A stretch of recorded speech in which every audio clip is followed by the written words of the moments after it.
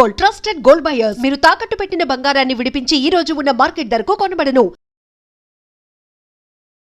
Hi, welcome to iDream. SSMB 29 ఇప్పటి వరకు టాలీవుడ్ చరిత్రలోనే ఇంత సినిమాని ఎవరు తెరకెక్కించట్లేదు. బడ్జెట్ పరంగా చూసుకున్నా, గ్రాండీర్ పరంగా చూసుకున్నా, ఇప్పుడు ఎక్కడ పట్టినా SSMB 29 పేరే వినిపిస్తుంది. ఇప్పటికే ఈ సినిమా నుంచి సంచారి అనే పాట రిలీజ్ అయింది. యూట్యూబ్లో ఈ పాట ట్రెండింగ్లో ఉంది.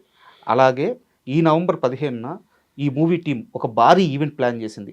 మరి ఈ ఈవెంట్ దేనికి అండ్ ఇక్కడ ఏం అనౌన్స్ చేయబోతున్నారు, ఇలాంటి అన్ని విషయాలను భరద్వాజ్ గారిని అడిగి తెలుసుకుందాం. హాయ్ సార్, నమస్తే. నమస్తే సార్, SSMB 29 అంటే ప్రమోషన్స్ స్టార్ట్ అయినాయని చెప్పుకోవచ్చు. ఇప్పటికే సాంగ్ రిలీజ్ చేశారు, త్వరలో ఒక ఈవెంట్ ఉంది. అసలు ఏంది ఈ ఈవెంట్ ప్లాన్, ఏం చేస్తున్నారు?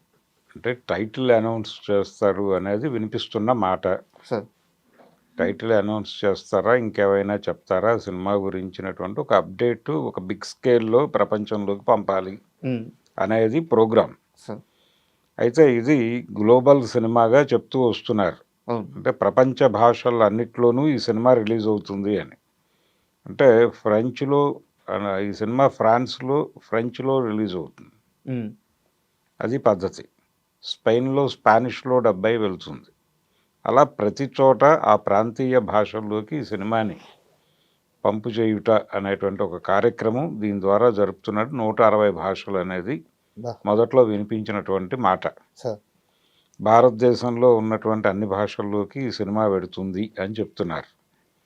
అంటే ఇలా చేయటం ద్వారా గ్లోబల్ మార్కెట్ మొత్తాన్ని అట్రాక్ట్ చేయటం, గ్లోబల్ మార్కెట్లో సక్సెస్ కొడితే ఆ కలెక్షన్స్ ఏ రేంజ్లో ఉంటాయి అనేది తెలుగు సినిమాకి రుచి చూపించబోతున్నాడు రాజమౌళి అనేది ఆ సినిమాకు ఉన్నటువంటి ఒక పునాది. అంటే క్వాలిటీ సినిమా తీయాలంటే డబ్బులు కావాలి.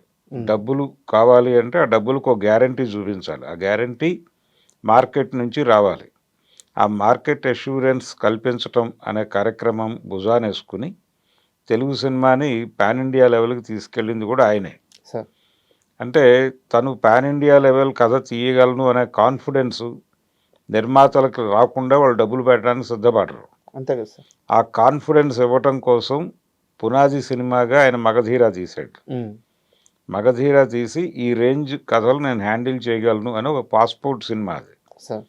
ఆ పాస్పోర్ట్ పట్టుకుని ఆయన ఇండియా మార్కెట్కి ఎగబాకాడు, పాన్ ఇండియాగా మార్చాడు. తర్వాత మొత్తం అందరు హీరోలు పాన్ ఇండియా కథలు తప్ప మామూలు కథలు వినడానికి ఇష్టపడినటువంటి ఒక పరిస్థితి తీసుకొచ్చాడు ఆయన బాహుబలితో. ఇప్పుడు ప్రపంచ మార్కెట్లోకి తెలుగు సినిమాని తీసుకెళ్తున్నాడు. ఈ సినిమా ద్వారా తీసుకువెళ్ళటం ద్వారా ప్రపంచ మార్కెట్ ఆ వసూళ్ల రుచి చూపించడం ద్వారా ఇప్పుడు తెలుగు హీరోల మనసులన్నిటినీ గ్లోబల్ మార్కెట్లోకి తీసుకెళ్ళబోతున్నాడు. అలా ఇది ఒక ట్రెండ్ సెట్ మూవీగా మారబోతోంది. మహేష్ బాబుతో చేస్తోంది. ఇది పార్ట్ 1, 2గా ఉంటుందా లేదా అనేది క్లారిటీ లేదు ఇప్పటిదాకా. మేబీ రేపు జరిగే ఈవెంట్లో ఆ క్లారిటీ ఏమన్నా ఇచ్చే ప్రయత్నం చేస్తారేమో తెలియదు. అయితే మొన్న రిలీజ్ అయినటువంటి పాట సంచారి, ఆ సంచారి అనేటువంటి పాట అంటే ప్రపంచ సంచారి అన్న పద్ధతిలో పెడుతూ కొంత కథని చెప్పే వ్యవహారం కూడా నడిచింది దానిలో. ఆయన మృత్యువుకి ఎదురెళ్తాడు, ఇవన్నీ నడిచినాయి దానిలో. అంటే ఒక రకంగా హీరోని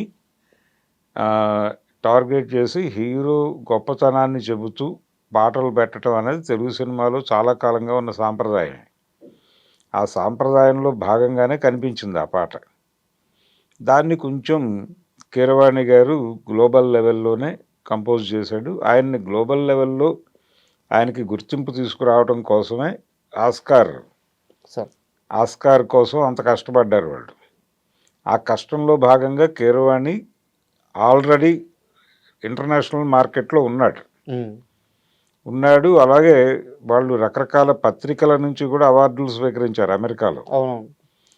అవన్నీ స్వీకరించడం ద్వారా రాజమౌళి ఆయన టీము గ్లోబల్ ఏరియాలో కొంత పాపులారిటీని సంపాదించుకున్నారు. ఇప్పుడు ఆ పునాది మీద ఈ సినిమాని ముందుకు నడిపించాలి. ఆ నడిపించటం కోసం వాళ్ళు చేసినటువంటి పాట జనాలకు కనెక్ట్ అయింది బాగానే. శృతి హాసన్ పాడినటువంటి పాట అది. అంటే ఆ పిచ్చు దానికోసం వాళ్ళు తీసుకున్నారు. హిందీ మార్కెట్కి, తమిళ మార్కెట్కి కనెక్ట్ అవటం అనే ప్రోగ్రాం కూడా ఉంటుంది దీనిలో. శృతి హాసన్ని తీసుకోవటం వెనకాల ఉద్దేశాలు అవి అయి ఉండొచ్చు.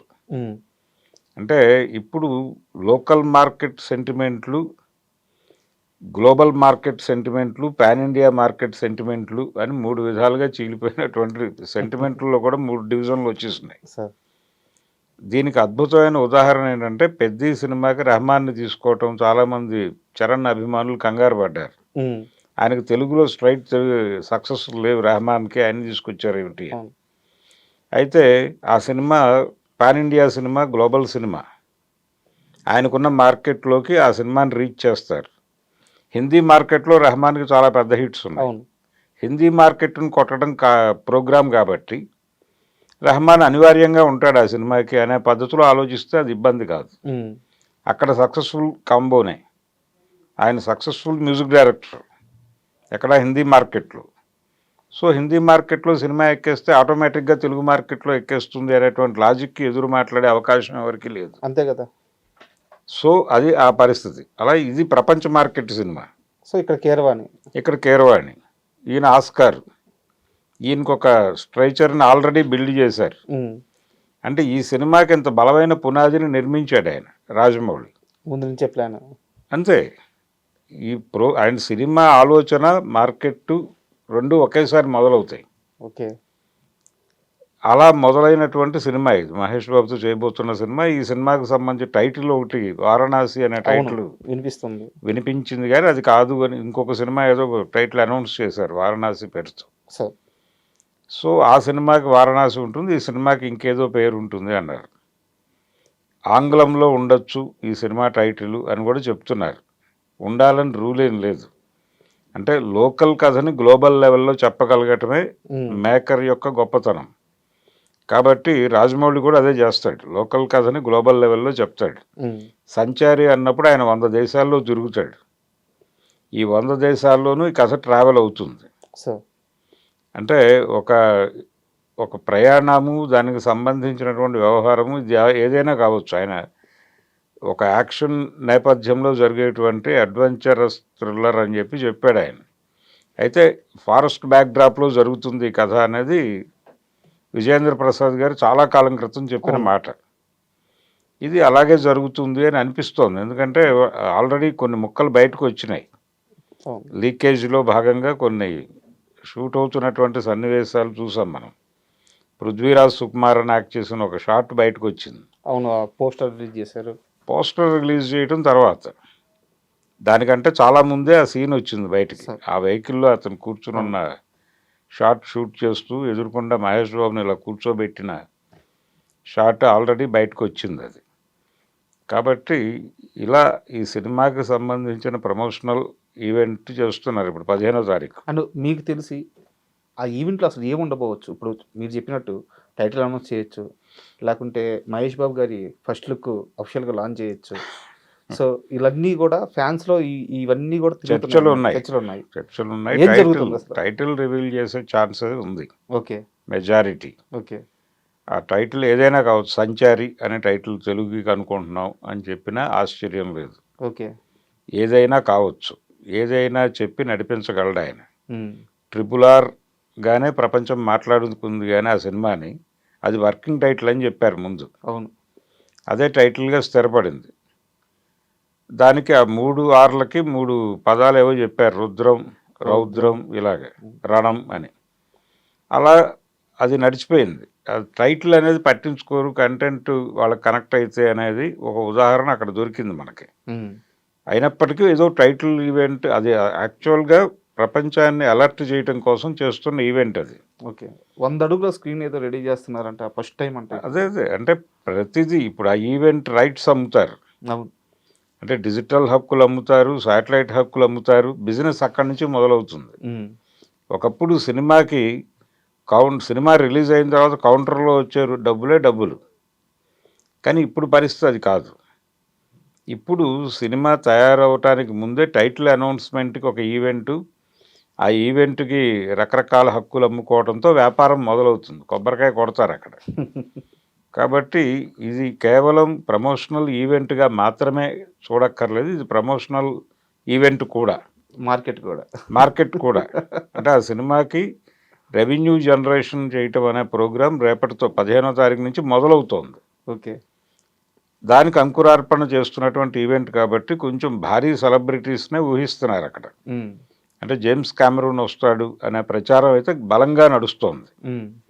ఆయన వస్తారా రారా అధికారికంగా ఇంకా కరపత్రాలు కానీ లేకపోతే ఇన్విటేషన్లు కానీ బయటకు రాలేదు, కానీ ఈవెంట్ ఉంటుంది అని మాత్రం చెప్తున్నారు. ట్విట్టర్లో బాబు ఫ్యాన్స్ మాత్రం జేమ్స్ కెమెరన్ చేత జై బాబు అనిపిస్తాము అని చెప్పి అప్పుడే ఆవేశపడవచ్చు, తప్పేం లేదు దాంట్లో. చెప్పచ్చు కూడా, ఆయన కూడా చెప్తాడు, ఎందుకంటే వాళ్ళకు అవసరం.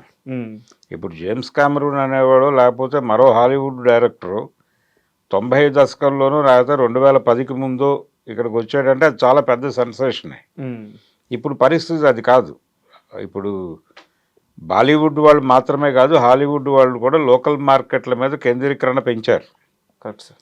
లోకల్ ఫ్రాంచైజీస్ ఇదంతా మోడల్ మారిపోయింది. సినిమా మోడల్ మారిపోయిన సందర్భంగా వాళ్ళ మార్కెట్ అన్వేషణ కోసం వస్తున్నాడు ఆయన. కాబట్టి వీళ్ళతో స్నేహం వాళ్ళకి అవసరం, మ్యూచువల్ బెనిఫిట్ అంతే. ఇప్పుడు వాళ్ళ సినిమా గురించి 4 మాటలు రాజమౌళి చెప్తే ఈ లోకల్ మార్కెట్ నడుస్తుంది, అంతే కదా. ఈ లోకల్గా ఎన్టీఆర్ లేకపోతే చిరంజీవి ఒక మాట చెప్తే ఆ సినిమా నడుస్తుంది. అది చెప్పించాలంటే వీళ్ళతో కాంట్రాక్ట్ అవ్వాలి వాళ్ళు. వీళ్ళతో స్నేహం వాళ్ళకు అవసరం, వాళ్ళతో స్నేహం వీళ్ళకి అవసరం, అంతే. రేపు పొద్దున హాలీవుడ్ కూడా లోకల్ మార్కెట్లని కబళించడం కోసం ఈ ఆర్టిస్టులతో ఒక క్యారెక్టర్ చేయించేయచ్చు అక్కడ. కాబట్టి ఇప్పుడు చాలామంది క్యారెక్టర్ ఆర్టిస్టులకి హాలీవుడ్ అవకాశాలు వచ్చే అవకాశాలు కూడా ఉన్నాయి సార్.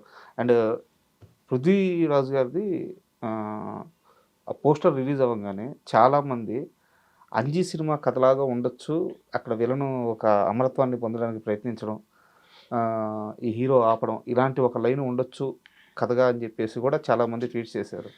అలా అనిపించట్లేదు అది. ఓకే. అంటే అతనికి ఏదైనా కోరిక ఉంటుంది, విలన్కి ఉన్నటువంటి కోరిక ఉన్నటువంటి వాడు విలన్ అవుతాడు, ఆ కోరికను దెబ్బ కొట్టేవాడు హీరో అవుతాడనే కదా ఇప్పటివరకు మన సినిమాలన్నీ నిలబడిందే ఆ పాయింట్ మీద.